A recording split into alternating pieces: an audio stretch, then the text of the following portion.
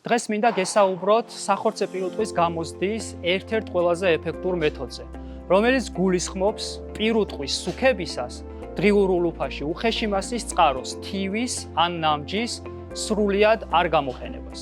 დარგით დაინტერესებულ ადამიანს დასჭირდება მხოლოდ ორი ინგრედიენტი. ეს არის მთელმარცვლიანი siმინდი და პროტეინოვანი კონცენტრატი. ერთი სულის სუქების დასრულებისთვის საჭიროა მაგალითად 100 კილოგრამი ცოცხალი წონიდან 350 კილოგრამ ცოცხალ წონამდე, პროტეინოვანი კონცენტრატი საშუალოდ 135 კილოგრამი, ხოლო მთელმარცვლიანი siმინდი საშუალოდ 950 კილოგრამი. გამოზრდის პერიოდი გრძელდება დაახლოებით 160 დღის განმავლობაში, ხოლო ამ პერიოდში საშუალო დღიური წონამატი ფერმერს ექნება 1.5 კილოგრამის ოდენობით.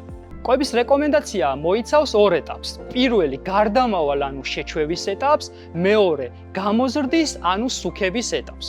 გარდამავალი ეტაპის დანიშნულებაა პირუტყვის შეგუება ახალ საკვებთან. იგი გულისხმობს თივის ეტაპობრივ ჩანაცვლებას მთელმარცვლიანი siმინდით და პროტეინოვანი კონცენტრატით.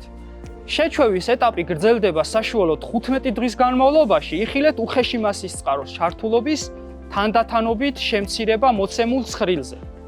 და აქვე გაითვალისწინეთ, რომ ამ პერიოდში 15% კონცენტრატი და 85% siმინდის მიქსით უნდა გამოყვებოთ პირუტყვი. ნებაზე 16 დღიდან კი დღიური ულუფიდან შეგიძლიათ ამოიღოთ უხეში მასის წყარო, თივა ან ნამჯა.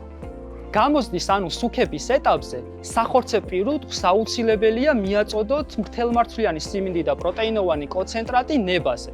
მაგალითად, 70 კილოგრამი ცოცხალი წონიდან 120 კილოგრამ ცოცხალ წონამდე პროტეინოვანი კონცენტრატი 20%-ის ოდენობით, ხოლო 80%-ის ოდენობით კი მთელმარცვლიანი siმინდი.